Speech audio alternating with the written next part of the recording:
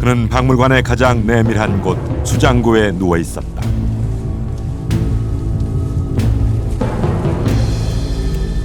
하얀 종이 아래 드러난 왜소한 체구의 인골.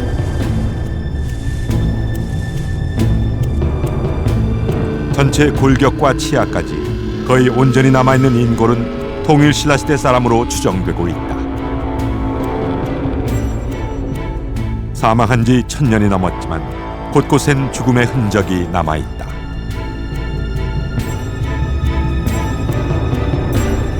여기 지금 이마에 함몰 흔이 있네요. 예, 그러니까 지금 여기가 갈라지고 여기 갈라지고 여기 갈라졌고. 지난 2000년에 발굴된 인골은 숱한 화제와 의문을 불러일으켰다.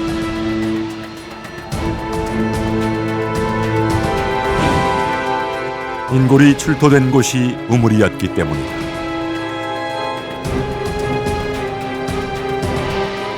인골은 진흙 속에 거꾸로 묻혀 있었다.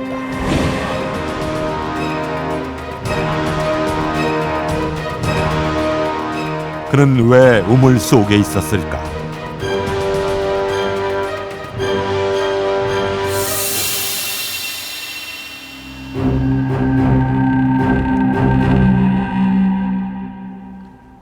통일신라 우물 특별전이 열리고 있는 국립공주박물관입니다. 10여 년 전 국립경주박물관 부지에선 2개의 우물이 발굴됐는데요. 뜻밖에도 우물 속에선 토기와 목기 등의 유물과 함께 다양한 동물의 뼈 2,300여 점이 나와 화제가 됐습니다. 더욱 놀라운 사실은 우물 속에서 이런 사람의 뼈가 나왔다는 것입니다. 일부 골격이 유실되긴 했지만 1000년이 넘는 세월 동안 우물 속에 묻혀 있었다고는 믿기 어려울 만큼 원형이 잘 보존돼 있었습니다. 우물에서 인골이 출토된 것은 처음 있는 일입니다. 그렇다면 대체 왜 사람이 우물에 묻혀 있었던 걸까요? 그리고 우물가에선 과연 어떤 일이 벌어졌던 걸까요? 우물 속 인골이 세상의 모습을 드러낸 지 12년째. 오른손이라든지 왼손에 이제 하지만 그 정체는 여전히 베일에 쌓여 있다. 우리는 인골 분석 경험이 풍부한 가톨릭 의대 응용해부 연구소와 함께 인골을 좀 더 자세히 조사 분석해 보기로 했다.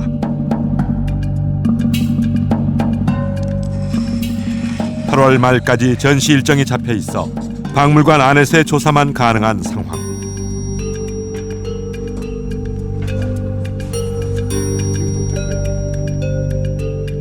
먼저 뼈의 모양과 상태에 대한 육안 검사를 통해 인골의 성별과 나이를 추정해 보기로 했다.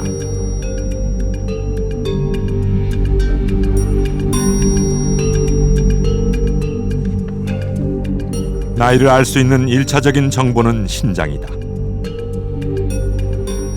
전시 중인 골격의 길이는 약 98cm. 근육과 없어진 뼈를 고려하면 실제 키는 125cm 정도로 추정된다. 몸통의 위쪽과 아래쪽에 이렇게 팔다리 뼈에 있는 성장판의 상태로도 나이를 추정할 수 있다. 부분들이 존재를 합니다. 근데 그 부분들이 다 떨어져 나갔어요. 위팔뼈의 위쪽을 보게 되면 이 부분이 지금 이렇게 따로 몸통 부분하고 분리가 되어 있죠. 무릎뼈 역시 뼈의 끝부분이 분리되어 있다. 성장기에 분리되어 있던 뼈의 끝부분은 성장판이 뼈로 변하면서 하나로 합쳐진다. 성장판이 다친다고 표현하는 이런 현상은 사춘기 전후에 일어난다. 뼈의 끝단은 성장이 이루어지는 부분이고 그 성장이 완전히 이루어지기 전까지는 뼈의 몸통 부분과 연결이 되어 있지 않습니다. 그래서 그 부분이 열려 있는 것, 즉 유합이 되어 있지 않는 것을 보았을 때 이 인골은 성인의 뼈가 아닌 소아의 뼈인 것을 확인할 수 있었습니다. 넙다리뼈 머리가 하나도 없죠. 지금 다 성별을 추정할 수 있는 단서도 나왔다. 예, 여기 보시게 되면은 이렇게 약간 넓어져 있는 양상을 볼 수가 있습니다. 남자에 비해 여자의 볼기뼈는 아랫부분이 넓게 파여 있다. 우물 속 인골의 볼기뼈 모양은 남자보다는 여자에 가깝다. 이 아이의 볼기뼈를 보았을 때는 그나마 여성에서 보여질 때 그 여성의 볼기뼈의 뒤쪽에 보게 되면 큰 공중폐임이라는 부분이 있는데 그 큰 공중폐임이 상당히 좀 넓은 여성의 것과 비슷한 양상이 보였습니다. 1200년 전 우물에서 나온 인골. 그 정체는 여자일 가능성이 높은 사춘기 이전의 어린아이였던 것이다.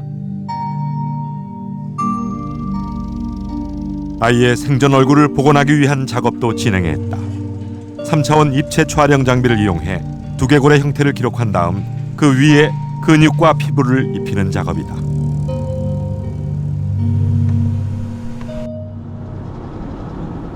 서서히 그 실체가 드러나고 있는 우물 속 인골. 그렇다면 발굴 당시 상황은 어땠을까? 발굴 직후 인골 분석을 담당했던 김재현 교수는 우물에 빠질 당시 아이의 상태에 주목했다. 첫 번째는 무언가에 맞거나 부딪혀 생긴 것으로 보이는 오른쪽 이마의 함몰 흔적이었다. 두개골 자체가 뭔가 부딪혔던지 인골에서 확인되는 경우에 있어서는 오른쪽 두개골에 함몰의 흔적이 있다는 거죠. 그것은 이제 그야말로 그 이후에 이렇게 받쳐가지고 죽는 그 순간까지도 두개골이 받쳐서 이렇게 그것이 직접적인 사망 원인이 되었는지 그것은 진짜 뭐 단정하기는 어렵습니다만 분명히 함몰의 흔적이 있고요. 두 번째는 인골이 묻혀 있던 형태였다.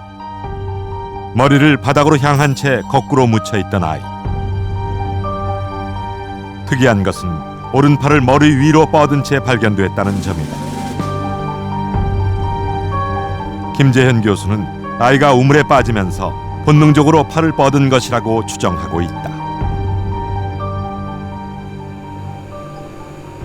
두개골 밑에 손이 먼저 이렇게 놓여 있었다는 것은 되려 어쩌면 이게 우물에 이렇게 이 사람이 박힐 당시에 되려 살아 있었던 상태라고 이야기할 수 있죠. 그러니까 왜 그러냐면은 의식이 없는 가운데서 우물에 떨어진다든가 또는 우물에 이렇게 버려졌을 경우에 대부분은 이미 의식이 없는 가운데서 머리 부분이 떨어지기 마련이고. 그렇다면 이번 분석 결과는 어떻게 나왔을까? 가톨릭 의대 응용해부 연구소에서 전문가들을 만났다.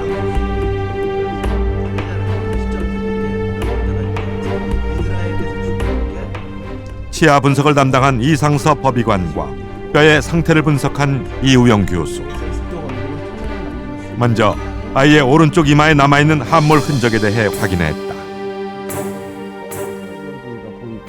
일시적인 의식 소실 하에서 이제 우물에 떨어뜨린 걸 수도 있고 아니면은 그냥 떨어지면서 골절이 되면서 그거로 인해서 생긴 걸 수도 있고요. 근데 물론 그 시점에서 의식이 있었다 없었다는 뼈에서 보여지는 소견만으로는 추정할 수는 없습니다. 그렇다면 아이의 나이는 얼마나 될까? 치아 상태로 나이를 추정해 보기로 했다.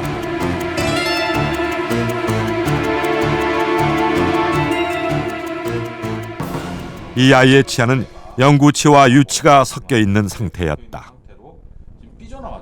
위턱의 안쪽 앞니, 그리고 첫째 큰어금니, 아래턱의 첫째 큰어금니가 완벽하게 나 있고, 그리고 아래턱의 송곳니, 첫째 작은 어금니, 위턱의 둘째 큰 어금니, 그리고 첫째 작은 어금니가 아직 턱뼈에 묻혀 있기 때문에 이런 어떤 치아의 맹출 정도를 종합적으로 판단을 했을 때 10세 전후로 추정이 됩니다. 두상 복원도 진행했다. 인골의 3차원 입체 영상에 10살 여자아이의 평균적인 피부와 조직 두께를 반영시켜 우물 속 아이의 생전 얼굴을 복원했다.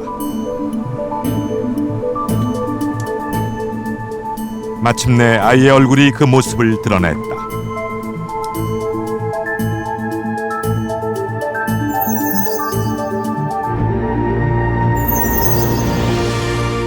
야무진 인상에 키 125cm 정도였던 신라의 소녀. 겨우 10살밖에 되지 않은 이 아이는 1200년 전 우물 속에서 처참하게 생을 마감했다. 대체 이 아이에겐 무슨 일이 있었던 것일까? 아이가 묻혀 있었던 우물은 바로 이곳 국립경주박물관 부지에서 발굴이 되었습니다. 가장 큰 의문점은 왜 아이가 우물 안에 있었을까라는 점입니다. 발굴 당시의 우물의 모습을 보시겠습니다. 우리가 일반적으로 알고 있는 우물과는 달리 우물의 입구가 지표면에 그대로 노출되어 있습니다. 주의력이 부족한 어린아이들은 실수로 쉽게 빠질 수 있을 만큼 상당히 위험한 구조입니다. 자, 그렇다면 우물 안의 아이도 근처를 지나다가 실족사를 했던 것은 아닐까요? 그 해답은 우물 안에 있었습니다.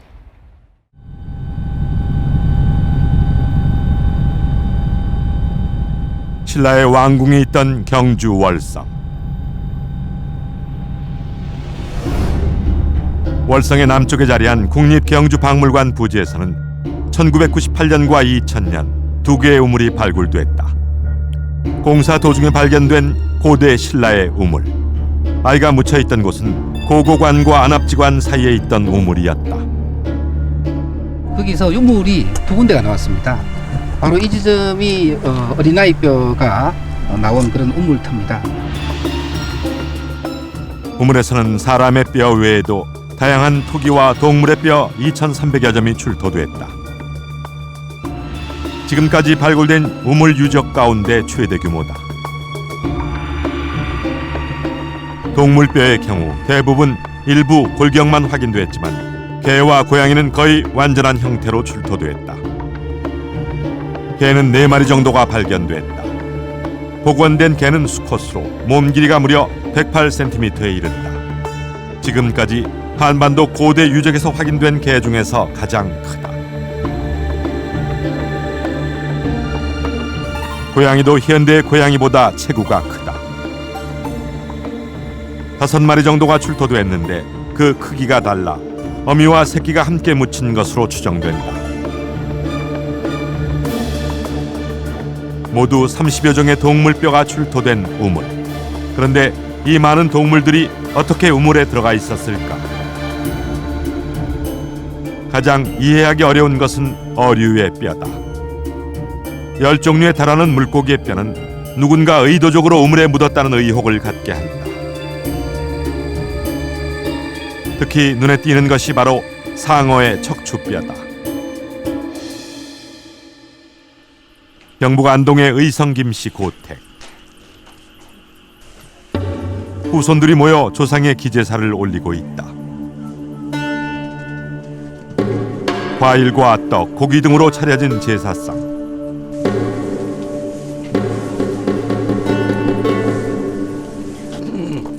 그런데 다른 지역에서는 볼 수 없는 특별한 음식 한 가지가 있다. 사투리로 돈백이라고 부르는 상어 고기가 그것이다. 상어는 경상도 지역의 대표적인 제사 음식이다. 언제부터인지는 뭐 정확하게 알진 못합니다만은 제가 아주 어려서부터 제사를 지내왔는데 상어는 늘 썼어요. 그리고 이제 여기는 어물을 구하기가 아주 힘든 곳이에요. 그러니까 바다에서 이까지 오는데 벌써 시간이 걸리고 거의 다 상한 상태로 오죠. 그런데도 문어나 상어가 잘 안 상하기 때문에 이 지역에서 잘 썼지 않나 그런 생각이 듭니다. 의문스러운 것은 상어뼈만이 아니다. 우물에서는 턱뼈와 등뼈 등 한 마리의 4분의 1 분량에 해당하는 소뼈가 출토됐다.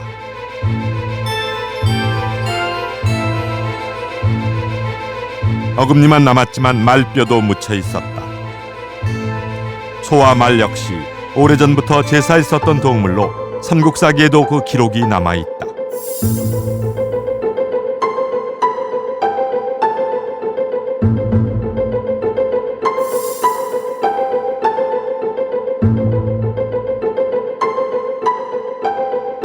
신라 사회에서 볼 수 있고 평소에 잡을 수 있었던 것들을 모두 모아서 한꺼번에 뭔가 신에게 천지신일 수도 있고요. 공헌하는 의식과 연결되지 않는가 그렇게 생각을 했습니다. 우물에서는 다양한 종류의 씨앗들도 출토됐다. 그중 복숭아 씨는 우물 유적에서 많이 발견된다.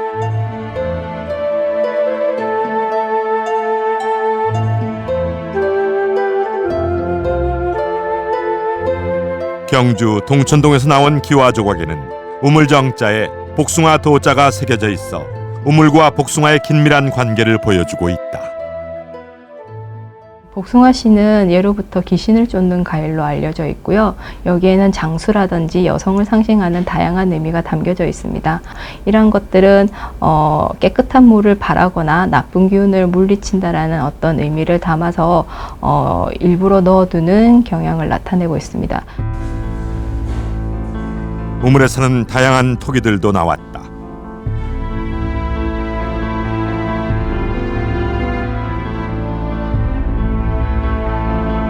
토기는 우물의 연대를 추정할 수 있는 중요한 근거다.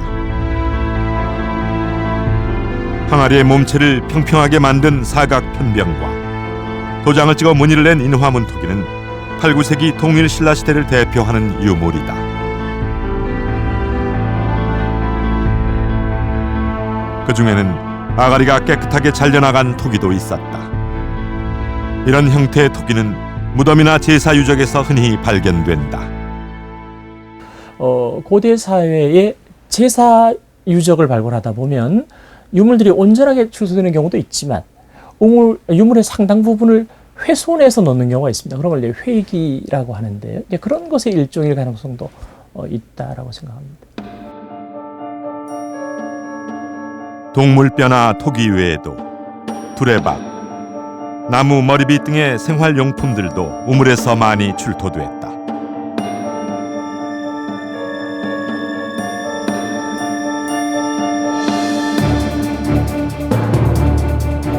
더욱 눈길을 끄는 것은 유물이 묻혀있던 방식이다.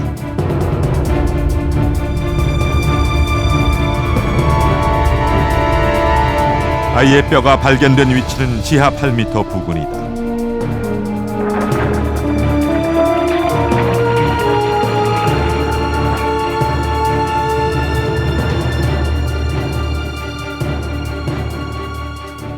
우물의 깊이는 약 10m. 바닥에서부터 4개의 층을 이루며 토기와 동물뼈, 사람뼈 등이 질서정연하게 묻혀 있었다.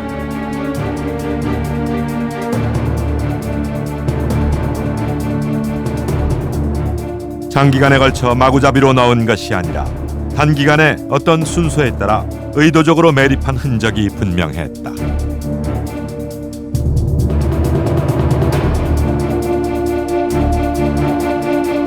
우물 원래 바닥에서부터 우물 위쪽에 있었던 돌, 석재가 나온 부분까지는 짧은 시간에 좀 이렇게 유물이 매납되고 그리고 흙이 쌓이고 뭐 이런 양상이었습니다. 상당히 장기간이라고 보기는 어렵고 단기간에 이 우물에 대한 제사와 폐기가 이루어졌다고 보입니다.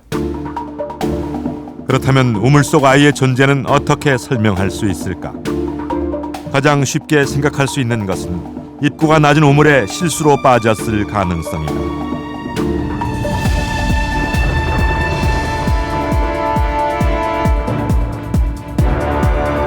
그런데 유물의 최상층에 있던 아이 위로 우물 상석을 넣은 뒤 큰 돌과 흙으로 우물을 메워버린 것을 알 수 있다. 사고사일 경우에는 사람을 이렇게 죽었든 살았든 건져내는 것이 일반적입니다. 그렇지 않았고 그 이후에 분명히 뭐냐면 직경이 한 10cm, 20cm 되는 돌들로서 우물을 메꿔버렸다는 점이죠. 그것은 그런 점은 보통 우리가 생각할 때도 일반적인 사고사라고 납득하기는 상당히 무리가 있다라고 그렇게 말씀드릴 수가 있죠. 어린아이를 제물로 바치는 일이 정말 가능했을까? 지난 2007년 경남 창녕의 가야시대 고분에서는 여러 구의 인골이 발견돼 놀라움을 안겨주었다. 무덤의 주인과 함께 묻혀있던 인골. 그들은 6세기 초까지 가야와 신라에 존재했던 순장의 희생자들이었다. 그중 가장 온전한 상태로 남아있던 이 인골은 17세가량의 어린 소녀였다.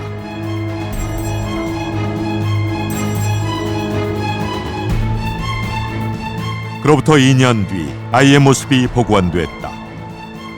150cm 중반, 아다만 제국의 소녀는 주인의 안락한 사후를 위해 희생됐다. 6세기 초 신라 지증왕대의 순장이 공식적으로 금지된 상황에서 사람을 제물로 바치는 인신공양이 과연 가능했을까? 순장이라고 하는 것은 한 사람의 죽은 주인공을 위해서 다수가 희생을 하는 것이라고 한다면 이건 이제 그런 의미에서는 한 사람을 위한다는 측면에서는 다른 거죠. 그래서 순장 제도가 시행되고 있었을 때도 인신공양이나 희생 의례가 있었고 순장 제도가 없어지고 난 이후에도 역시 그 관례들이 지속이 되었던 것이 아닌가 그렇게 생각이 됩니다. 이러한 추측을 뒷받침해주는 대표적인 이야기가 바로 성덕대왕 신종, 즉 에밀레종 설화다.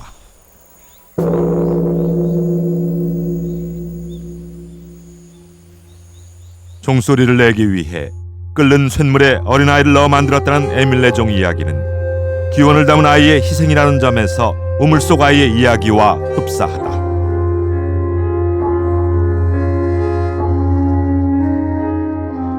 당시 사람들의 그 습속, 의식 속에는 희생의 최후의 단계에는 인신희생이라고 하는 게 존재한다라고 하는 그런 의식을 가지고 있었다라고 생각이 돼요. 특수한 상황 속에, 극한 상황에서는 아마 그 최후의 빼앗은 수단, 가릴 수는 있다. 그래서 그걸 뭐 꼭히 그 부정하기는 어렵지 않겠느냐, 그렇게 생각이 됩니다. 사람의 목숨을 신에게 바칠 수 있는 최고의 제물로 생각했던 고대 신라인들.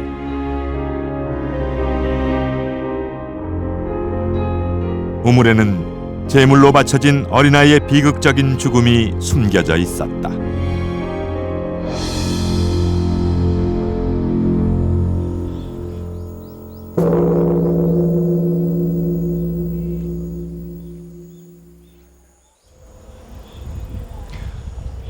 어린아이를 희생시켜 비로소 천상의 소리를 얻었다는 에밀레종.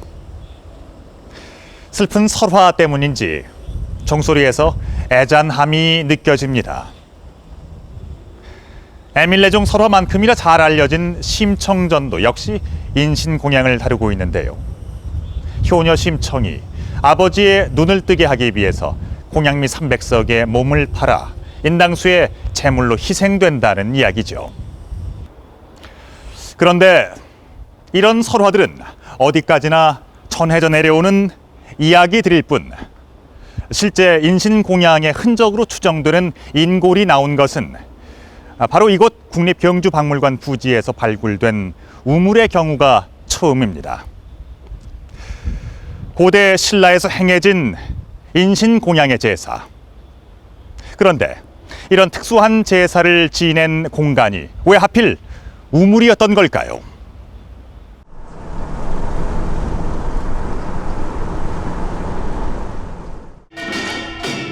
전남 영안군 시종면의 정동마을.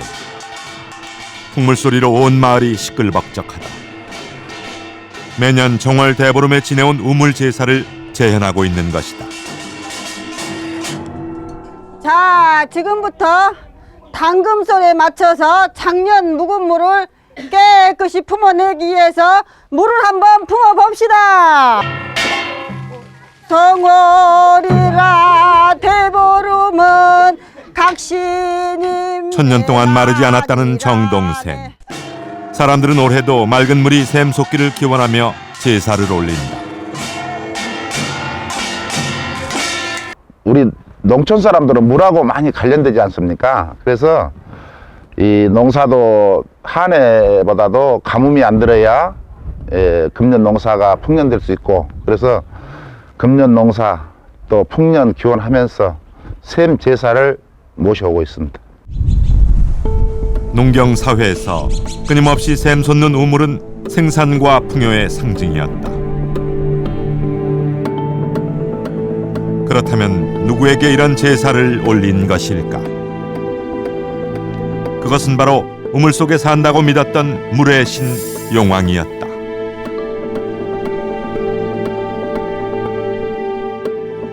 고대 신라인들에게도 기원의 대상이 용왕이었을까? 국립경주박물관에서 발굴된 두 개의 우물. 그중 하나가 사람 뼈가 발굴된 우물이고 또 하나는 이곳 미술관 부지에서 나온 우물이다. 아까 봤던 그런 인골이 나온 우물지 외에 이쪽에서도 이제 우물이 한 군데가 발견이 됐습니다.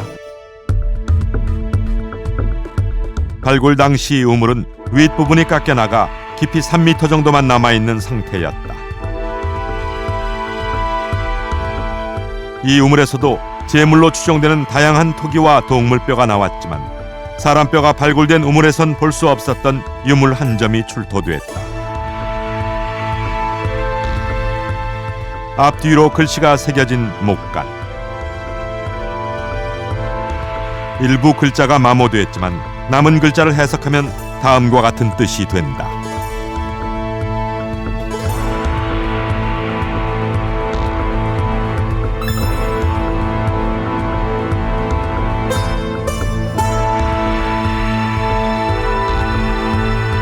이것은 우물에서 용왕을 대상으로 한 제사가 이루어졌음을 보여주는 증거였다.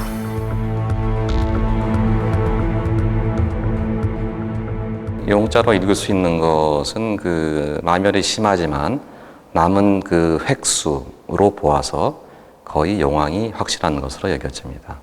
아울러 그 유물에서 출토된 정황으로 볼 때 용왕 관련 목간이라고 판단할 수 있겠습니다. 신라 왕궁이 있던 월성의 남쪽 인용사토로 추정되는 곳에서도 우물이 발굴됐다.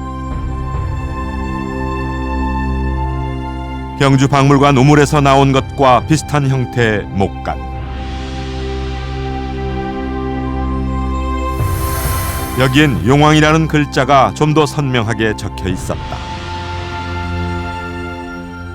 용왕은 그 물의 신을 상징합니다. 그 고대 사회에서 물이라는 것은 농경을 비롯해서 그 항해, 정치, 군사면에서 상당히 중요시 되었는데요. 신라에서는 특히 그 용왕을 중시해서 특별히 용왕전이라는 관청까지 두면서 제사를 지냈습니다. 특히 태자 산하 기구로서 용왕전을 두었을 정도입니다. 실제로 삼국사기에는 용왕전에 대한 기록이 나온다.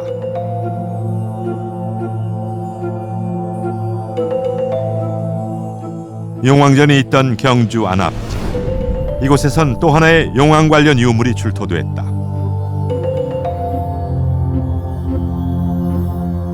신심용왕. 새로운 제물을 용왕께서 굽어 살펴 주소서라는 내용이 새겨진 이 토기는 고대 신라인들에게 물의 신 용왕이 절대적인 존재였음을 보여주고 있다.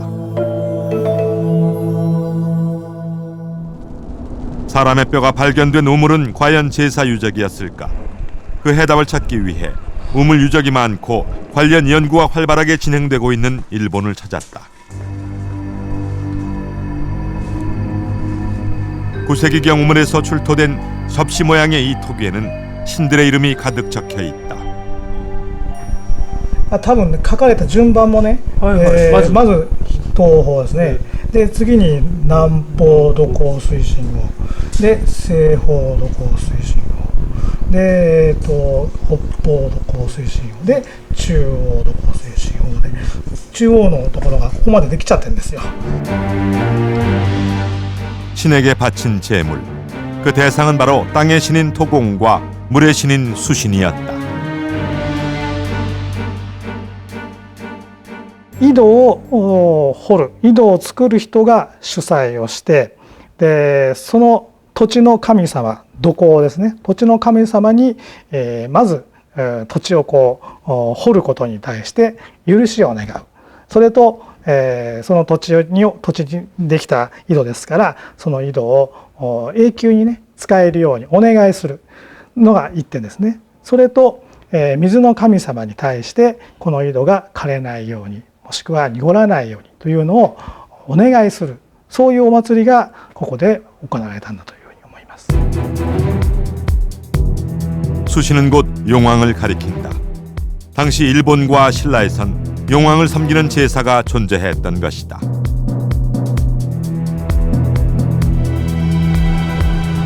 나라시는 8세기 수도가 있던 곳이다. 나라시에서는 당시 궁궐태에 대한 발굴, 복원 작업을 진행해 왔다.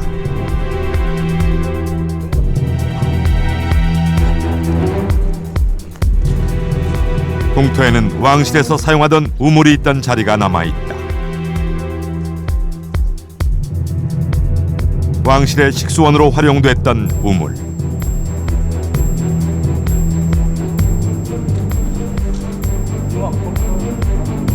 높이 2m, 직경 2.7m의 삼나무를 통째로 도려내서 만든 거대한 우물틀은 왕실의 권위를 보여주고 있다.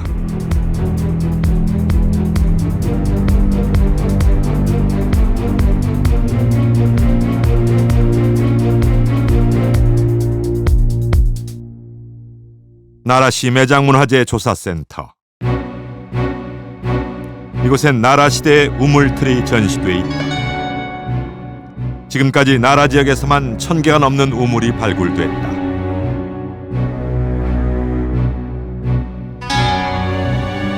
(1979년) 한 초등학교 부지에서 발굴된 우물에서 다양한 토기와 생활용품들이 출토됐는데 조사 결과 우물 제사에 쓰인 제물로 확인됐다.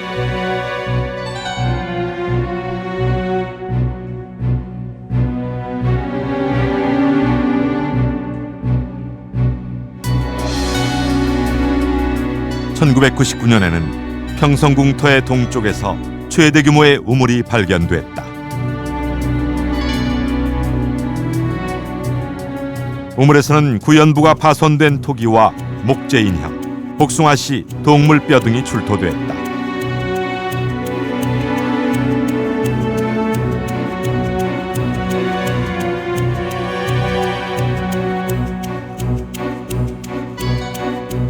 동물뼈 중에서 가장 덩치가 큰 것은 말의 뼈다.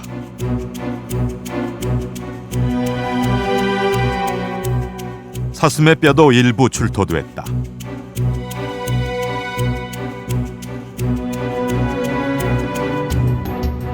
아이가 묻혀있던 경주 박물관의 우물과 출토 유물의 종류가 매우 유사할 뿐 아니라 시기도 8세기 무렵으로 비슷하다.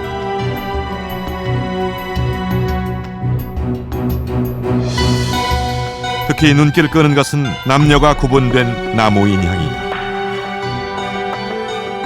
여자 나무 인형은 항아리에 들어있는 채로 출토됐다. 사람 모양의 나무 조각에 얼굴을 그리고 이름을 적었다. 여자 인형은 귀여운 미소를 머금고 있다. 남자 인형들은 몇 개씩 묶인 채로 발견됐다.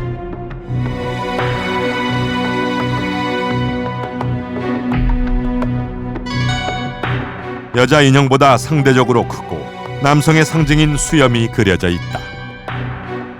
이러한 나무 인형들은 우물 제사를 지낼 때 사람을 대신하는 용도로 사용됐다.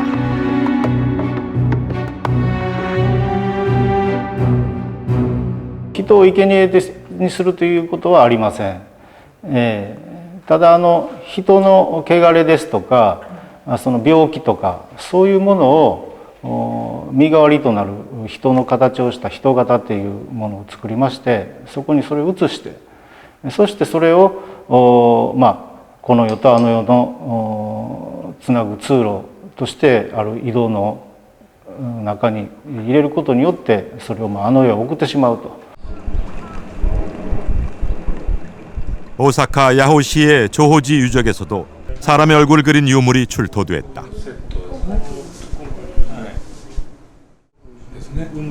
나라 시대인 8세기 후반의 것으로 추정되는 이 토기에는 사방에 사람의 얼굴이 그려져 있다. 그 용도 역시 나무 인형과 유사했다.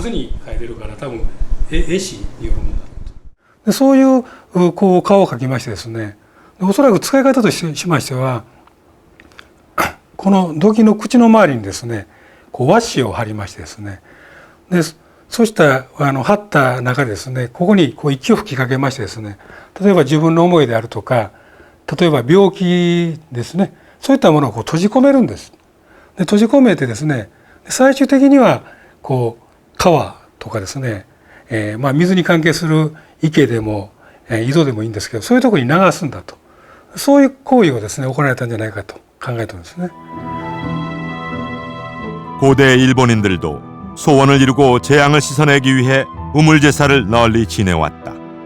사람을 제물로 바치는 인신공양은 없었지만 대신에 사람의 얼굴을 그린 톡이나 나무 인형을 제사에 사용해야 했던 것이다.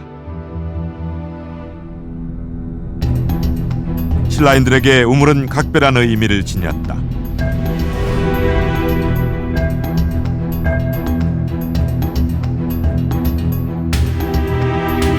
신라의 건국 신화가 깃들어 있는 우물 나정.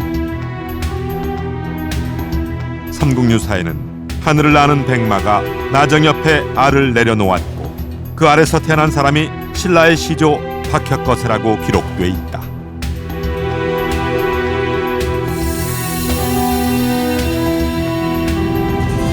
신라인들은 시조의 혼이 서린 신성한 우물터에 신궁을 지어 국가에 큰일이 있을 때마다 제사를 지냈다.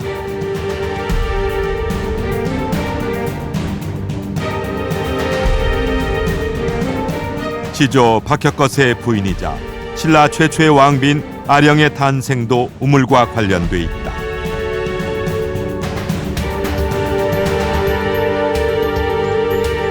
아령의 탄생 설화가 전해 내려오는 아령정.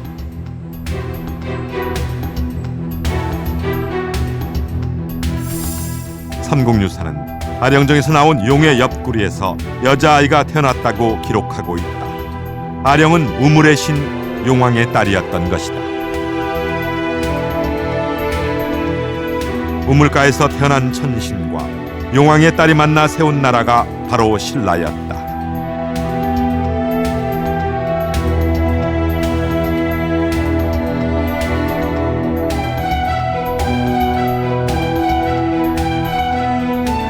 고대 신라인들에게 우물은 건국의 기원이자 풍요의 상징, 물의 신인 용왕과 인간을 연결시켜주는 통로였다.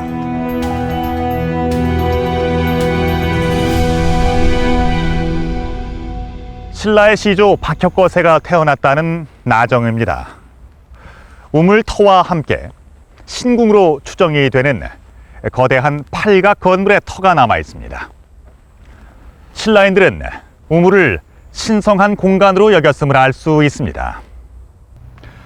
흔히 제사를 지낼 때 그 중요도에 따라서 제물의 종류나 양이 달라지기 마련인데요. 정말로 인신공양이 이루어졌다면 그것은 아주 특수한 경우였을 겁니다. 동물만으로도 모자라 사람을 희생시킬 만큼 절실한 바람이나 목적이 있었다는 것이죠. 그렇다면 대체 누가 왜 채 영글지도 않은 어린아이를 제물로 바치는 잔인한 의식을 행했던 걸까요? 아이가 묻혀있던 우물의 최상층에서는 국내에서는 처음 발견된 유물 한 점이 나왔다. 남궁지인. 남궁의 도장이라는 글자가 뚜렷하게 새겨진 기와 조각이다. 그렇다면 남궁은 어떤 곳이었을까? 먼저 왕궁인 월성의 동쪽 안압지에 동궁이 있었듯이 남궁은 남쪽의 궁궐이라는 설이 등장했다. 그 위치가 파악되지는 않았지만 북궁이 있었다는 기록도 남아있다. 남궁 지인 기와가 출토된 경주박물관은 월성의 남쪽에 있다. 그렇다면 경주박물관 자리에 남쪽 궁궐, 즉 남궁이 있었던 것은 아닐까? 바로 월성에 붙어 있고 고급 혹은 대형의 건물지 같은 것들이 발굴되고 있기 때문에 이것은 뭐 궁궐 이외의 용도, 기능으로 생각하기는 좀 어렵습니다. 2006년도에 그 월성의 북쪽으로 한 그런데 2006년 월성에서 북쪽으로 3km나 떨어진 동천동 유적에서 남궁 지인이 찍힌 기와 조각이 나왔다. 아이가 발견된 우물에서 출토된 것과 거의 똑같은 모양. 남쪽도 궁궐도 아닌 곳에서 이 기와가 출토되자 남궁이 남쪽의 궁궐을 의미한다는 주장은 힘을 잃었다. 최근 남궁에 대한 새로운 주장이 제기됐다. 충남 보령의 성주사터에는 통일신라 시대의 고승인 무염국사 낭해를 기리는 비석이 남아있다. 무려 5,000자가 넘는 비문.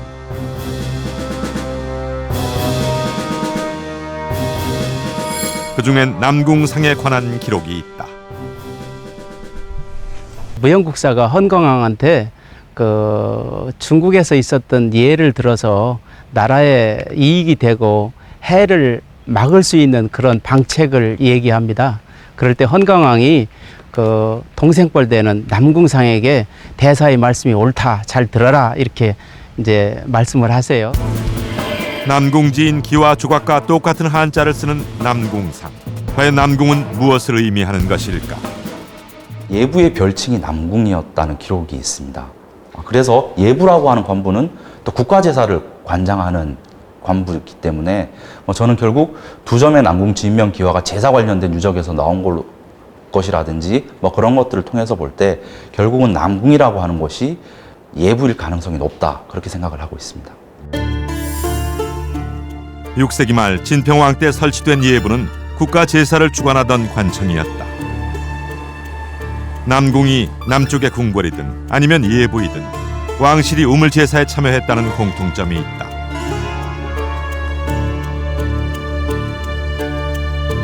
그것은 곧 신라 왕실이 아이가 발견된 우물의 제사를 주도했다는 뜻으로 해석할 수 있다.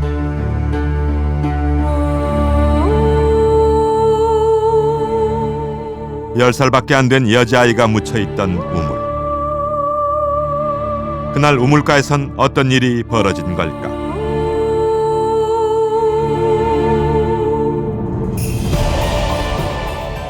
(8세기) 말에서 (9세기의) 어느 날 신라 왕실은 대규모 우물 제사를 올립니다. 고기와 동물 등 각종 제물을 우물에 넣고 마지막에 여자아이를 빠뜨린다. 그리고 상속으로 우물을 봉인한다.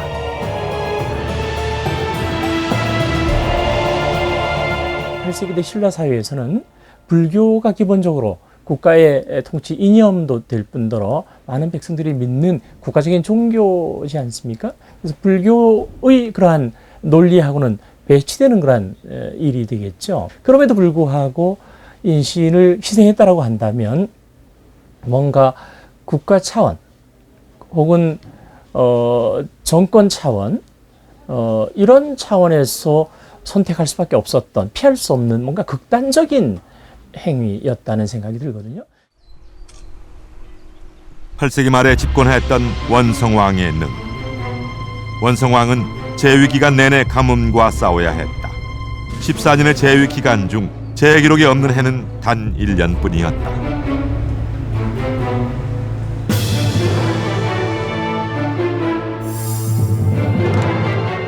가을 7월에 가뭄이 들었다.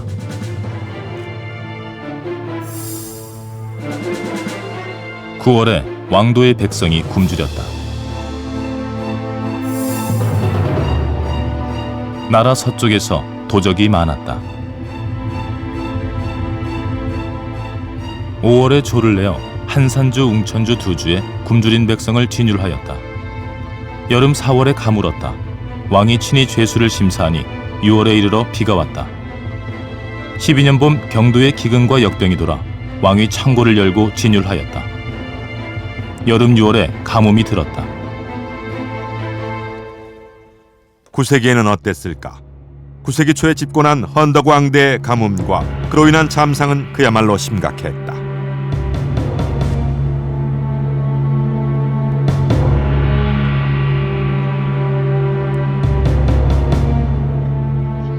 (8월의) 기근으로 도처에서 도적이 일어났다. 봄 정월에 농사가 흉년이 들어 백성들이 굶주렸다. 중국의 절강 동쪽으로 가서 먹을 것을 구했다. 봄에 백성들이 굶주려 자손을 팔아 생활하는 경우도 있었다. 이후 통일신라는 농민 반란 등을 겪으며 쇠락의 길로 접어든다.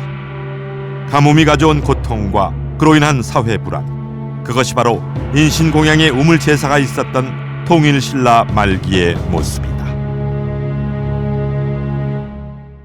요 몇십 년 동안은 심히 이 정치적, 사회적으로 굉장히 불안정한 상황이었습니다.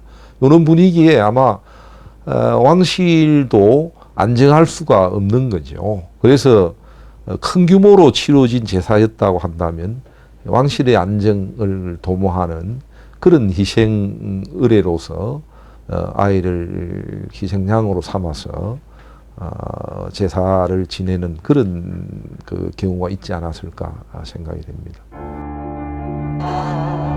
몰락의 길을 가던 왕실은 어린아이를 제물로 바치는 잔혹한 행위를 통해서라도 그 위기를 극복하고 싶었는지도 모른다.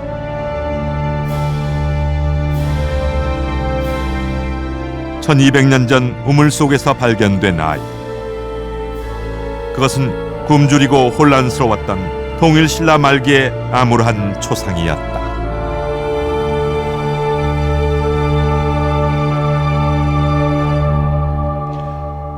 천년이 넘는 시간을 지나 우물 밖으로 나온 어린아이. 남궁지인이라는 명문이 찍힌 기와 한 점 외에는 그 어떠한 기록도 없었지만 아이는 온몸으로 또 자신과 함께 묻힌 재물들을 통해서 고대 신라의 우물제사 의식을 보여주었습니다. 더불어 인신공양이라는 극단적인 방법을 선택할 만큼 혼란스러웠던 통일신라 말기의 시대상도 말해주었습니다. 우물 속에서 안타깝게도 생을 마감한 어린아이는 고대 신라의 비밀을 간직한 소중한 증거로 역사에 남을 것입니다.